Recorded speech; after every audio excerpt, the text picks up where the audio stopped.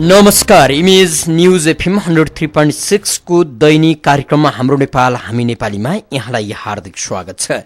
कार्यक्रम हाम्रो नेपाल हामी नेपालीमा हामीले मुलुकमा भए गरेका राजनीतिक र सरकारी काम कारबाहीमाथि केन्द्रित रहेर छलफल गर्ने गर्छौं, चर्चा परिचर्चा गर्ने गर्छौं र अझ विशेष गरी नागरिक खबरदारीलाई अगाडि बढाउने प्रयत्न गर्छौं।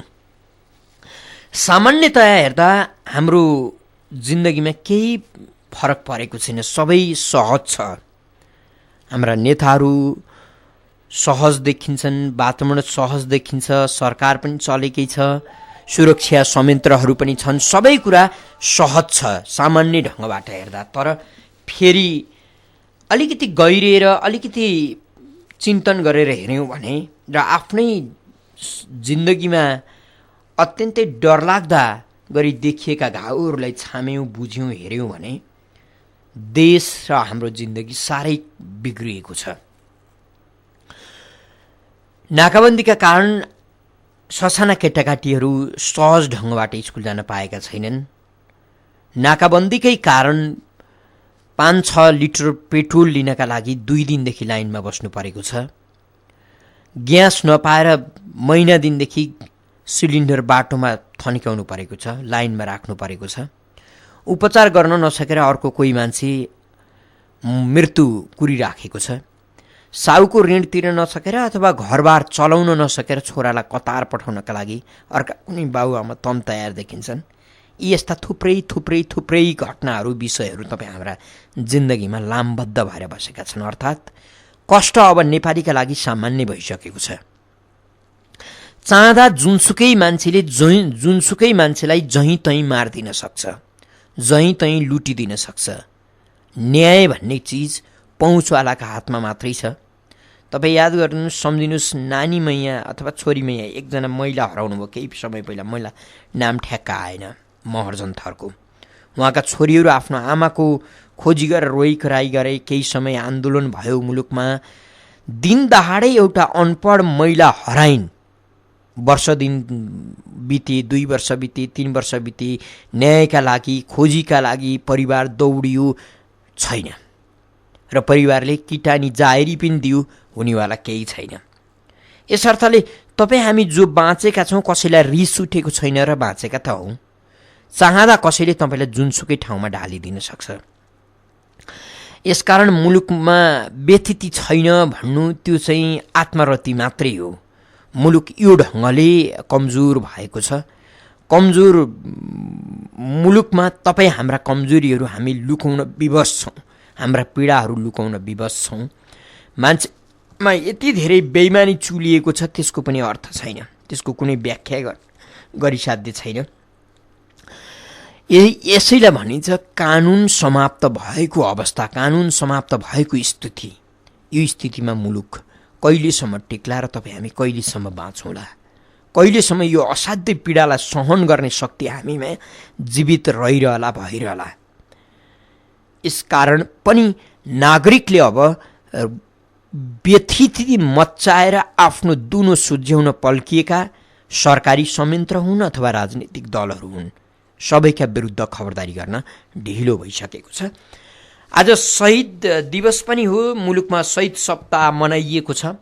शहीदका नाममा तपाईँ हामी कुनै समय यस्तो थियो, बडो भावुक भएर झुक्थ्यौँ शहीदका प्रति।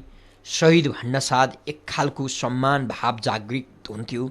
यो मुलुकको स्वतन्त्रताका लागि, अधिकारका लागि, मानव स्वभावका लागि लडेका सपुतहरू, जसका सपनाले आज हामी बाँच्यौँ, जसको रगतले आज हामी टिक्यौँ भन्ने लाग्थ्यो।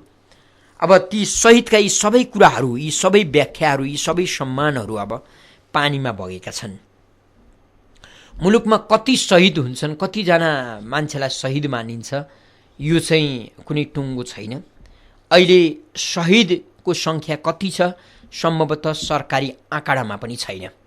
तर दुर्भाग्य शहीद दिवस चाहिँ मनाउन छोडिएको छैन।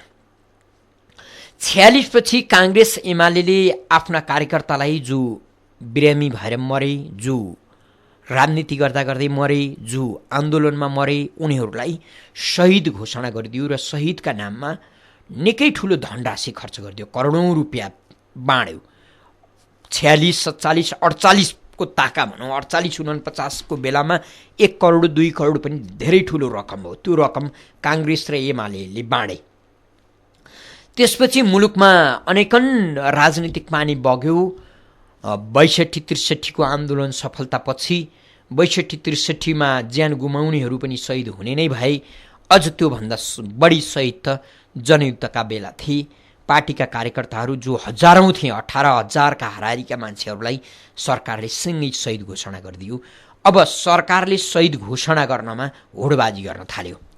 तत्कालीन नेकपा एमालेको सरकार, जसका प्रधानमन्त्री माधव कुमार नेपाल थिए, उनीका पालामा थुप्रै शहीदहरू घोषणा गरियो। 1,600 जना मान्छेहरूलाई शहीद घोषणा गर्यो भने त्योभन्दा अगाडिको पुष्पकमल दाहालको पालाका सरकारले पनि यही गरी थुप्रैलाई शहीद घोषणा गरिदियो।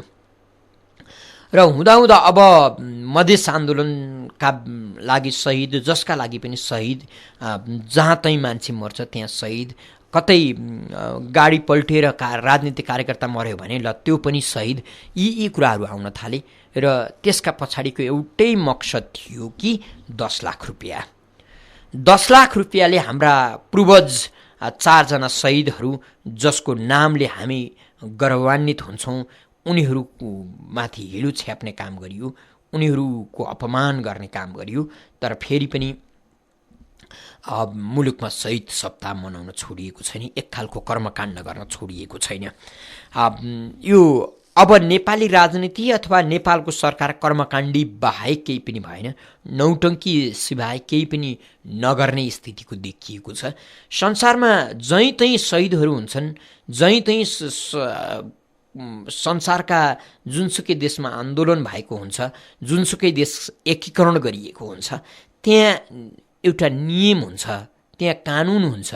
त्यहाँ त्यो कानुन नियम कसैले पनि मिच्न चाहँदैनन्। यसकारण ती देशहरू सभ्य हुन्छन्।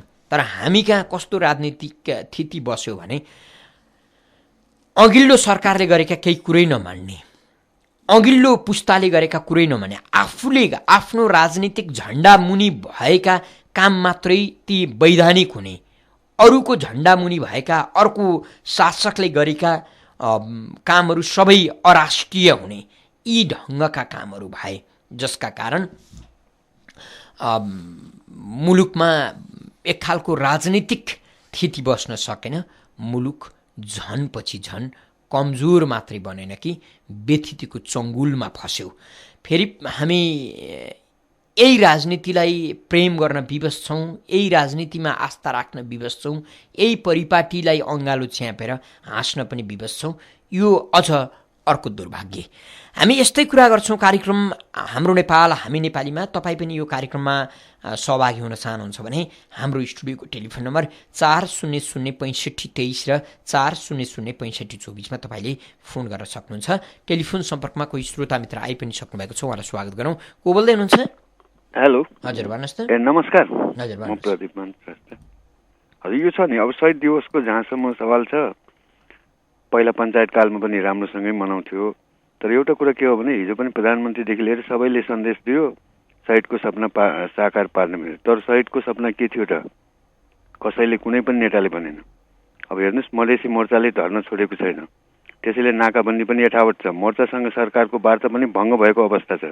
मोर्चाको संहिता र नागरिकता सम्बन्धी माग जुन 11 बुँदे भनेर लेखेको मैले पढेँ, त्यो नेपालले जस्ताको तस्तै पुरा गर्नै सक्दैन।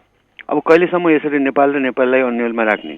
यसबारे कुनै दल र दबाव समूह अथवा कुनै पनि नेताले बोलेको छैन। यो नबोल्नु नै एक किसिमले रहस्यमय बनेको छ। यो राष्ट्रिय अस्तित्वमा खतरा उत्पन्न हुन लागेको त होइन, तर पनि सारा नेताहरू मुखमा दही जमाएर बसेको छ। अब त नेताविहीन आन्दोलनले मात्रै निकास निस्किने हो कि जिम्मेवार नेताहरूले यसको जवाब दिनुपर्छ। धन्यवाद। हजुर, प्रद्युमान श्रेष्ठ हुनुहुन्थ्यो हामीसँग कुरा गर्दै। फेरि पनि टेलिफोन सम्पर्कमा अर्का कोही श्रोता हुनुहुन्छ। को बोल्दै हुनुहुन्छ? नमस्कार ठाकुरजी, गङ्गा प्रसाद शर्मा नेपाली। आज शहीद दिवसको उपलक्ष्यमा सम्पूर्ण नेपाली नागरिकलाई गम्भीर हुन आह्वान गर्दछु। 4 महान शहीद जसले देशको स्वतन्त्रता, विधिको शासन स्थापनाका लागि हाँसी प्राण उत्सर्ग गर्नुभएको थियो। ती 4 सपुतप्रति म हार्दिक श्रद्धाञ्जली व्यक्त गर्दछु।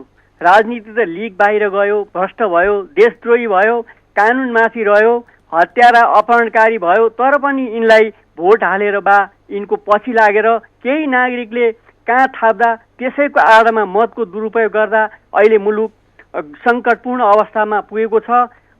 कहीँ ती 4 सपुतहरूको जीवन उत्सर्ग यसैको लागि थियो त? सबै देशभक्त नागरिकले गम्भीर रूपमा सोच्नुन्। देशभन्दा ठुलो भ्रष्ट नेता र दल हुनै सक्दैन।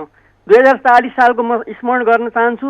2040 सालको परिवर्तनमा स्वर्गीय वरिष्ठ अधिवक्ता गणेश राज शर्माले भन्नुहुन्थ्यो, यो आन्दोलनप्रति असन्तोष व्यक्त गर्नुहुन्थ्यो र त्यस ताका उहाँलाई निर्दलवादीको बिल्ला पनि भेराइएको थियो।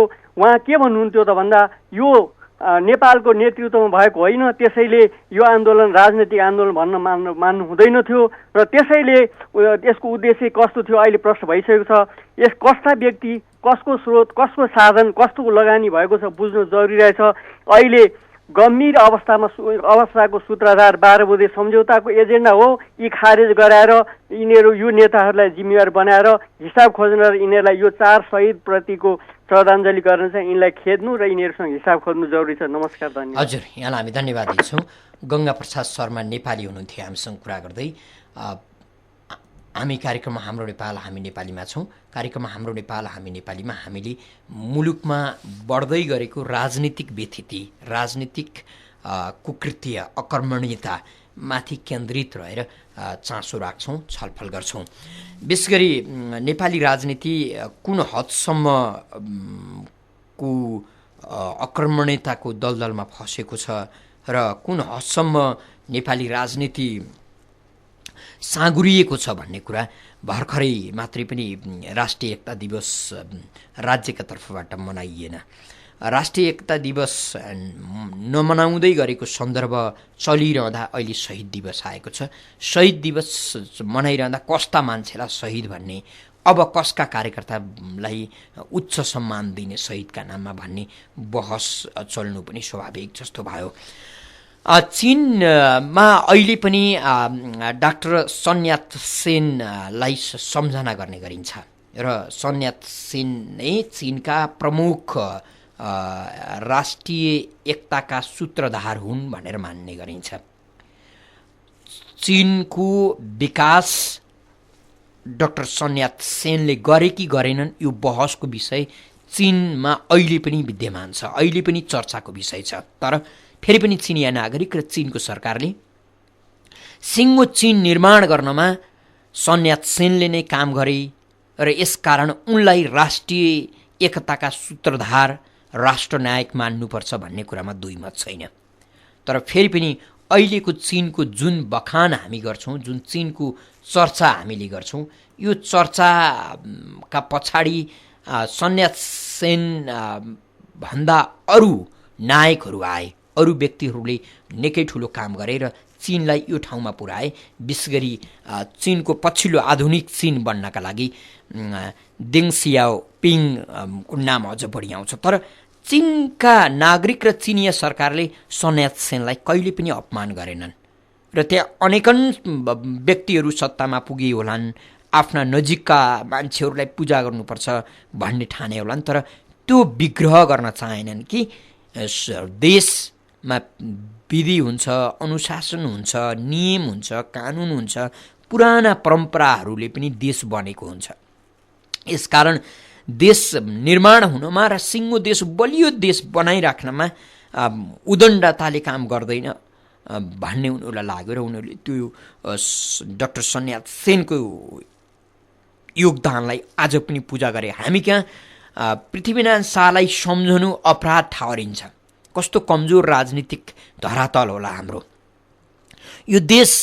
माओवादीले जनयुद्ध लडेका कारण देश बनेको पक्कै पनि होइन, अथवा दलहरूले जनआन्दोलन गरेका कारण, गणतन्त्र आएका कारण यो देश बनेको पनि होइन। यो देश बन्न त लामो परम्परा छ।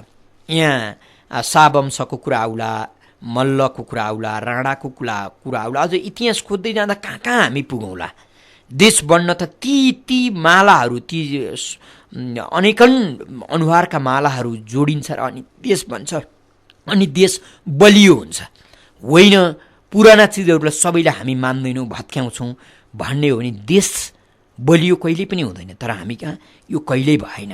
हुँदाहुँदा शहीदमाथि पनि त्यही व्यवहार गरियो। शहीदलाई जसरी मुलुकमा शहीदको परिभाषा गरिएको थियो र शहीद सप्ताह मनाइन्थ्यो, अब शहीद सप्ताह मनाउँदा शहीदका फोटोहरू मात्रै बोकेर हिँड्ने भने हजारौँ मान्छे चाहिने भयो एउटा एउटा फोटो बोक्नका लागि, एउटा एउटा शहीदलाई सम्झनका लागि। हजारौँ मान्छेले यो शहीद हो भनेर एक दिनका लागि भए पनि सडकमा उसको फोटो प्रदर्शन गर्नका लागि हिँड्नुपर्ने स्थिति आइसकेको छ। भनेको शहीद कला मान्ने। अब कुनै दिन यस्तो दिन आउला डनगिरी गर्दा गर्दै भिडन्तमा मारिएका व्यक्तिहरूलाई पनि नेपाल सरकारले शहीद घोषणा गर्यो, त्यो हामीले सुन्नु नपर्ला भन्न सकिन्न। हामी कार्यक्रम हाम्रो नेपाल हामी नेपालीमा छौँ। 40065323 र 40065324 तपाईँले फोन गर्न सक्नुहुन्छ। टेलिफोन सम्पर्कमा कोही श्रोता मित्र आइसक्नु भएको छ, उहाँलाई स्वागत गरौँ। हेलो भन्नुहोस् त, को बोल्नुभयो? हेलो नमस्कार ठाकुर सर, भन्नुहोस्। म विशालनगरबाट श्याम कुमार थापा बोल्दैछु। आज शहीद दिवस हो। अब अहिले आएर के भएको छ भने शहीद कसलाई भन्ने, अब जो सही शहीद भएर चाहिँ नि तपाईँ हामी सबै नेपालीहरू बाँच्न हिँड्न खेल्न बोल्न पाएका छौँ, उहाँहरूको अपमान गरिरहेछन्। अहिले जसरी आन्दोलनमा गएर मरे पनि शहीद, झुन्डेर मरे पनि शहीद, र शहीद कस्तो व्यक्तिलाई मान्ने भन्ने चाहिँ नि आजका राजनीतिक दलहरूले चिन्न सक्नु भएको छैन।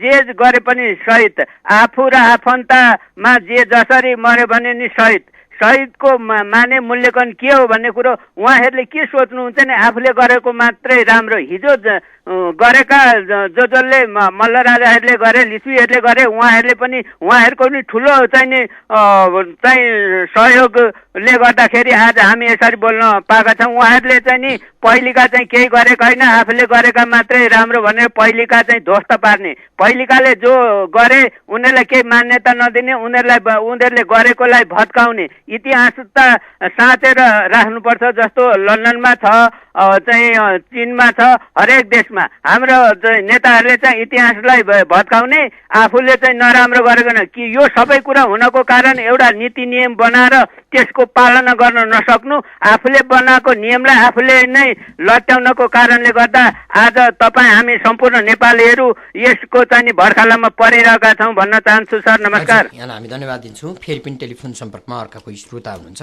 को बोल्दै हुनुहुन्छ? हजुर सर नमस्कार। हजुर भन्नुहोस् त, को बोल्नु? म धापासीबाट निरा गौली बोलेको सर। निराजी भन्नुहोस्। हजुर सर, अब के भनौँ, आज माघ 16 गते होइन, अब यो हाम्रो शहीदहरूप्रति हार्दिक श्रद्धाञ्जली भन्न चाहन्छु। अब मान्छे भनेको जम्मा 4 जना रहेछन् के सर हाम्रो नेपालमा। यी अब जुन शहीदहरू बाहेक अरू कोही पनि जन्मिएका रहेछन्। देश लुट्ने, देश बेच्ने बाहेक देशमा हाम्रो देशमा कोही जन्मिएका रहन्छन् भन्न चाहन्छु सर। हजुर यहाँलाई हामी धन्यवाद दिन्छौँ। निराजी हुनुहुन्थ्यो हामीसँग कुरा गर्दै। फेरि पनि टेलिफोन सम्पर्कमा अर्का कोही श्रोता हुनुहुन्छ, उहाँलाई स्वागत गरौँ। को बोल्दै हुनुहुन्छ? हजुर नमस्कार ठाकुरजी, मनबहादुर खड्का हजुर। भन्नुहोस्। आज शहीद दिवसको उपलक्ष्यमा म सर्वप्रथम हाम्रो राष्ट्र एकताका नायक श्री पृथ्वीनारायण शाहलाई नमन गर्न चाहे र उहाँको साथसाथै अमर सिंह थापा, बक्सी थापा, भीमसेन थापा लगायत यस वखतका सम्पूर्ण योद्धाहरू जसले आज हामीलाई नेपाली हौँ भन्न बनाइदिनु भएको थियो, त्यस उपलक्ष्यमा उहाँहरूलाई म यस शहीद सप्ताहको उपलक्ष्यमा र शहीद दिवसको उपलक्ष्यमा उहाँलाई हार्दिक श्रद्धाञ्जली व्यक्त गर्न चाहे। र म अर्को ठाकुरजी, आजसम्म मैले बुझ्न नसकेको कुरो व्यवस्था विरुद्धमा आन्दोलन गरेका व्यक्तिहरू शहीद हुने हो कि या देशको लागि लड्ने व्यक्तिहरू शहीद भए अथवा मरे भने तिनीहरूलाई शहीद भन्ने। त्यसै छिमेकी देश भारतमा हामीले हेऱ्यौँ भने भारतीयहरू लडेका थिए आपसमा, होइन कि साम्राज्यवादी ब्रिटिस सरकारको विरुद्धमा। जबकि उनीहरू ब्रिटिस भनेको त एउटा विदेशी शक्ति थियो, उसको विरुद्धमा लडेर जो मर्यो शहीद भए अथवा भनौँ आफ्नो देह त्याग गर्न विवश हुनुभयो, उहाँहरूको उसमा गर्न ठिकै थियो। हाम्रा शहीदहरू आजसम्म हेर्ने हो भने कुनै पनि विदेशी शक्तिहरूको विरुद्धमा लडेर आफ्नो ज्यानको आहुति दिनु सक्नु परेको छैन। भरे हाम्रा यो 7 जना शहीदहरू जसले हामीलाई राणाकाल विरुद्धमा लडेर गर्नुभयो, या त्यसपछि एमालेका 1000 चान्चुन भनेर अघि हजुरले भन्नुभयो, र अब त्यसपछि आएर अब 18-20 हजार त अब माओवादीहरूका त छँदैछन्। उहाँहरूले अब त्यो 18-20 हजारको जनसको रगतमा पौडी खेलेर आउनुभएको उहाँहरूलाई पनि के हो शहीद भन्ने। अब यो बुढो मैले त अर्थ बुझ्न सकिनँ शहीद त यस्तो जानकारी पाउनु हजुर। नमस्कार। मानबहादुरजी हुनुहुन्थ्यो हामीसँग कुरा गर्दै। राजनीतिले बाटो बिराइसकेपछि मुलुकले दुःख पाउँछ। राजनीति जब स्वार्थी हुन्छ त्यसपछि मुलुकको भविष्य अन्धकार हुन्छ। अहिले नेपालको अवस्था ठ्याक्कै त्यस्तै छ। 62-63 को जनआन्दोलन भइरहँदा र राजतन्त्र हटाउने निर्णयमा दलहरू पुगिरहँदा मुलुकको सुदूर भविष्यमाथि कसैले चिन्तै गरेन। बरु गिरिजाप्रसाद कोइराला र पुष्पकमल दाहाललाई यो मुलुकको प्रथम राष्ट्रपति बन्ने सपनाले साह्रै लखट्यो। उनीहरूकै त्यही सपनाका कारण आज मुलुक कस्तो स्थितिमा पुगेको छ यो सोचनीय विषय छ। जसले मुलुकको बारे मिहिन ढङ्गबाट चिन्तन गर्न खोज्छ त्यो मान्छेका लागि यो मुलुक अत्यन्तै पीडादायक स्थितिमा पुगेको छ। अहिले मधेसमा आन्दोलन चर्किएको छ। मधेस आन्दोलनको जुन प्रभाव देशले भोगिराखेको छ, मधेस आन्दोलन अब शीतल होला, अब शान्त होला, अब दलहरू कुनै न कुनै किसिमबाट एक ठाउँमा आउलान् र देशलाई निकास देलान् भन्ने बेला अहिले भारतको बिहार युपीमा नेपाली भूमि मधेसको आन्दोलनलाई चर्काउनका लागि, ऊर्जा थप्नका लागि अब मोर्चाबन्दी गरिसकेका छन् भारतीय नेताहरूले। र खुलेआम उनीहरूले नारै दिएका छन् मधेस आन्दोलनको मजबुती प्रदान गर्ने हेतु भनेर यो नारा दिएर अब नेपाल मैत्री संवाद यात्रा जस्तो समिति गठन गरेर नेपालमा हुँदै गरेको आन्दोलन, भइराखेको आन्दोलनलाई मलजल गर्ने निर्णय गरेका छन् र त्यसका लागि बहस र छलफलमा भारतीय नेताहरू युपी बिहारमा सक्रिय हुन थालेका छन्। यसले कस्तो सन्देश देला? विशेष गरी संविधान सभाबाट संविधान बनेको छ, जारी भएको छ, त्यहाँ जनप्रतिनिधिहरू छन्, मधेसबाट प्रतिनिधित्व गर्नेहरूले पनि त्यो संविधानलाई मानेका छन्। संविधान मान्दैनौँ भन्ने 2-4 जना प्रतिनिधिहरू मात्रै देखिएका छन्, तर फेरि पनि त्यही संविधान च्यातिएको छ, जलाइएको छ। संविधानभित्र संशोधनका प्रशस्त बाटाहरू राखिएका छन्। नागरिकले चाहे भने संविधान उलटपुलट हुन सक्छ, तर फेरि पनि यी सबै कुराहरूलाई लथ्याउँदै विदेशीसँग हार गुहार मागेर यो मुलुकलाई कहाँ लान खोज्दैछन् होला हाम्रा नेताले। हामी नागरिक, विशेष गरी नेपाली नागरिक गरिब छौँ र हाम्रो चिन्तन पनि गरिब छ। आर्थिक रूपले मात्रै गरिब छैनौँ, हामी चिन्तनमा पनि गरिब छौँ, विचारमा पनि गरिब छौँ। हामीले कहिले पनि विचारलाई बहुआयामिक ढङ्गबाट हेर्न चाहँदैनौँ। 62-63 को आन्दोलन भइरहँदा, 62-63 को आन्दोलन चर्किरहँदा र राजनीतिक गतिविधिहरू चलिरहँदा हामीले हाम्रा राजनीतिक दलहरूको राजनीतिक एजेन्डाका बारे सोच्नै भएनौँ। हामीलाई एउटै मात्रै हुटुटी भयो, यो मुलुक सिद्धायो राज संस्थाले। तर 46 देखि 62 सम्म आउँदा जङ्गलबाट माओवादीले देश लुटेको र संसदबाट काङ्ग्रेस एमाले देश लुटेको पत्तै पाएनौँ।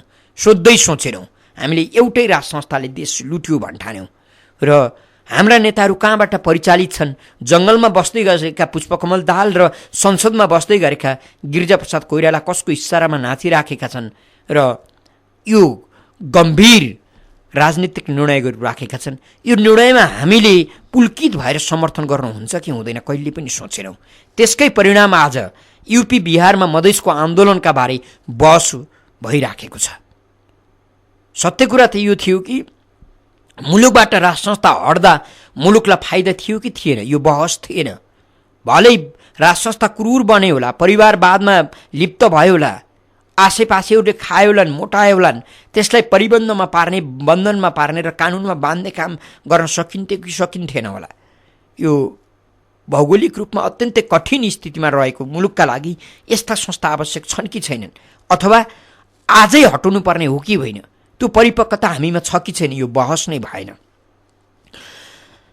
कोइराला र दाहाललाई राष्ट्रपति हुनु थियो, त्यही हुटुटीमा उनीहरूले यो निर्णय गरिदिए र यो निर्णय गराउनुका पछाडि र निर्णय गर्नका लागि समर्थन दिने शक्ति को थियो हामीले त्यो पनि सोचेनौँ। नजिकैको छिमेकी मुलुक दिल्ली र केही युरोपियन शक्तिहरूले हाम्रो राजनीतिक गम्भीरतालाई यसरी लत्ताइदिए र हाम्रो नेतृत्वलाई यसरी ढलमा पछाडिदिए कि त्यसको परिणाम आज मधेस आन्दोलन, त्यसको परिणाम आज मधेसमा मधेस देशको जनमत सङ्ग्रह, त्यसको परिणाम आज युपी बिहारमा मधेस बहस, त्यसको परिणाम आज दिल्लीमा नेपालको संविधान संशोधन भएर पनि नाका खोलिँदैन भन्ने धम्की। यस्ता यस्ता धम्की मुलुकले सहनु भनेको यो नागरिकका लागि पक्कै पनि सही कुरा होइन। नेतृत्व जब सिद्धिन्छ, नेतृत्व जब पतित हुन्छ, नेतृत्व जब स्वार्थमा लिप्त हुन्छ, उसले देश बेच्छ। यस्ता थुप्रै दृष्टान्त विश्वमा छन्, त्यही दृष्टान्तको एक भागीदार बन्दैछ नेपाल। फेरि पनि टेलिफोन सम्पर्कमा कोही श्रोता हुनुहुन्छ, उहाँलाई स्वागत गरौँ। को बोल्दै हुनुहुन्छ? ठाकुरजी भन्नुहोस् त, को बोल्नु कहाँबाट? म काठमाडौँबाट जङ्गबहादुर बोलेको। भन्नुहोस् जङ्गबहादुरजी। अब हेर्नुहोस् ठाकुरजी, यो देशमा हाम्रो यो त मैले यो तपाईँको यो मेट्रोमा धेरै दाजुभाइ दिदीबहिनीहरू धेरै कडाको कुरो सुने मैले, कालो बजारी भ्रष्टाचारको लागि। मैले किनभने तपाईँको मैले अहिले फर्स्ट टाइम मैले फल गरेको त्यो गराउनु भन्दा बरु तपाईँको यो घरको सबै ग्यास, खाली ग्यास सिलिन्डरहरू सबै यो बालुवाटार सिलिन्डरबाट सबै नेपाली दाजुभाइ दिदीबहिनीहरू सरकारी अफिस, सरकारी कार्यालयमा खाली ग्यासको डिपोहरू त्यहाँ लगेर आन्दोलन गरेर कमसेकम उनीहरूले चाहिँ बुझ्छ देश उनीहरूले चाहिँ बुझ्छ भनेर खोइ त्यस्तो केही गर्दैन। मेरो विचार के त्यो गरेर धेरै राम्रो होला भनेर म यति मात्रै भन्छु। अब यहाँलाई पनि हामी अनुरोध गर्छौँ, तपाईँ आफैबाट सुरु गर्नु पर्यो। जङ्गबहादुरजी हुनुहुन्थ्यो। नेपालीहरूलाई सबैभन्दा सजिलो व्यवसाय अर्थी उपदेश दिनका लागि हो। हामी सबैलाई पीडा छ, हामी सबैमा तनाव छ, हामी सबैमा एक किसिमको पीडाले सताइराखेको स्थिति पनि छ। तर फेरि पनि समस्यासँग जुझ्ने आफै मैले नै जुझ्नुपर्छ, मैले नै समस्यासँग लड्नुपर्छ भन्ने चाहिँ छैन। हामी अर्थी उपदेश दिन्छौँ, हामी आजै गरौँ न। अब कोही साथीहरूले हामी अब सिलिन्डर सिंहदरबार अगाडि ल्याएर फ्याँकिदिन्छौँ, हामीलाई चाहिएन सिलिन्डर, हामी प्रधानमन्त्रीको गेट अगाडि ल्याएर फालिदिन्छौँ भनिरहँदा जङ्गबहादुरजीको घरमा भएका सिलिन्डर आउँछन् कि आउँदैनन्? आउनु पर्यो। मेरो घरमा भएको सिलिन्डर आउनु पर्यो। तपाईँ हामी राज्यबाट यति अपमानित छौँ, राज्यका निकायबाट यति अपमानित छौँ, नेताहरूबाट यति अपमानित छौँ, देश सिद्धिएको पिरोलोमा त्यत्तिकै पिरोलिएका छौँ र फेरि पनि एउटा सामान्य व्यवसायीहरूले दिएको अपहेलना सहन पनि विवश छौँ। ग्यास राखेर बसेको एउटा डिपोवाला जसले 8-10 लाख लगानी गरेको हुन्छ, उसले एउटा नागरिकलाई यसरी थर्काइदिन्छ, कुरै नगर्नुहोस्। ऊ रातभरि ट्रकका ट्रक ग्यास भित्र्याउँछ र आधा सिलिन्डरलाई 3000मा बेच्छ, तर नियमित ग्यास ल्याउने मान्छेलाई ग्यासको बुलेटै आएको छैन, कहाँबाट मैले तपाईँलाई ग्यास दिउँ भने राखेको हुन्छ। यसकारण यो स्थितिलाई सहने हामी कति जिम्मेवार छौँ भन्ने कुरा पनि हो। फेरि पनि टेलिफोन सम्पर्कमा अर्का कोही श्रोता हुनुहुन्छ, उहाँलाई स्वागत गरौँ। को बोल्दै हुनुहुन्छ? हेलो, हजुर भन्नुहोस् त। म सीता पाठक राजनपाटबाट ठाकुरजी। भन्नुहोस्। हजुर, म सबै तपाईँको कुरामा सबै सहमत छु। ठिक छ, आज शहीद दिवस हो, उहाँहरूलाई मनैदेखि सम्मान गर्छौँ, प्रणाम गर्छु। जो शहीद छन् तिनीहरूलाई शहीद मान्नुपर्छ हामीले। र अर्को शहीद भने डिपिजीको पनि सिद्धान्त राम्रो छ र उहाँको पिताजी पनि कृष्णबहादुर कोइराला जुन शहीद राम्रो कालमा जेलमा उहाँलाई पनि ती कठोर उहाँहरूले मृत्यु हुनुभयो, राणाहरूले अत्याचार गरे, उहाँ पनि शहीदै हुनुहुन्छ। तर देशमा धेरै सङ्कट भयो, धेरै अघि भयो, देश बिग्रिनु गइसक्यो। बोलेको आगोमा घिउ हाल्ने मात्र छन्, वार्ता मिलाउने कोही छैनन्। हामी चिन्तित, अहिलेसम्म हामीले ग्यास पाएका छैनौँ। दुःख त हामी जनतालाई साह्रै नै, को सही को सत्य छुट्याउने गाह्रो भयो। अब आज काङ्ग्रेसकै भोट बाजी छ, नारा छ। यता अब हिजो पनि अब देउवा र कोइराला बिचमा झगडा भएर धरानमा खुकुरी लाग्यो, 2 जनाको जुदाइ छ, 2टा प्रहरीले घाइते भएर खुकुरी लागेर उहाँ हस्पिटल छ। यिनीहरू जुत्छन् आपसमा, मर्छन्, हामी जनताले नै हामीलाई घाइते पार्ने हो, घाइते पार्ने हो, यही म चाहन्छु। अब हामी धन्यवाद दिन्छौँ। सीताजी हुनुहुन्थ्यो हामीसँग कुरा गर्दै। फेरि पनि टेलिफोन सम्पर्कमा अर्का कोही श्रोता हुनुहुन्छ, को बोल्दै हुनुहुन्छ? टेलिफोन सम्पर्कमा कोही श्रोता हुनुहुन्छ, को बोल्दै हुनुहुन्छ? म पनि सीता भट्टराई बस्छु। हजुर नमस्कार। म पनि शहीदको लागि सम्मान गर्न चाहन्छु। जुन जति देशको लागि लडेका छन् यी सबै सम्मान हुन्। भिरबाट लड्ने अनि अरू लडाइँ गरेर फेरि शहीद हुन तिनलाई त्यो होइन, त्यस्तो नाम शहीदको नाममा कलङ्क हुन्छ। त्यस हुनाले जति देशको लागि लड्छन्, अब 62-63 छन् देशको लागि लड्ने, अब अहिले उसमा सबै कुरा 46 सालको यी सबैलाई मैले सम्मान गर्न चाहन्छु। म यहाँलाई हामी धन्यवाद दिन्छौँ सीताजी। सीता भट्टराई बस्नेत हुनुहुन्थ्यो। फेरि पनि टेलिफोन सम्पर्कमा अर्का कोही श्रोता मित्र हुनुहुन्छ, को बोल्दै हुनुहुन्छ? म विश्वनाथ श्रेष्ठ सामाकुसी होइन, अहिले शहीद मञ्चमा छु। एउटा कार्यक्रम सञ्चालन भइरहेछ। अब यसमा मैले लामो कुरा बोल्नु मिल्दैन। यो शहीदहरू 4वटा कमा अक्षर मैले देखेको छु। यहाँ गङ्गालाल मात्रै लेखेको छ, धर्मभक्त मात्रै लेखेको छ, शुक्रराज मात्रै लेखेको छ। यो पहिचानको स्पष्टता भएन। म कोसँग गुहार मागौँ? गङ्गालाल श्रेष्ठ भनेको यहाँ लेख्न मिल्छ कि मिल्दैन? धर्मभक्त माध्यमा भनेको यहाँ लेख्न मिल्छ कि मिल्दैन? शुक्रराज शास्त्री जोशी भनेर लेख्न मिल्छ कि मिल्दैन? यो नेपालका संविधानदेखि हालसम्मको अत्यन्त विवेकपूर्ण संस्कारको लागि मुकाबला गर्न हामी तयार छौँ। सजग हुनुहोस् सरकार, सजग हुनुहोस् मिडिया, सजग हुनुहोस् मित्रहरू।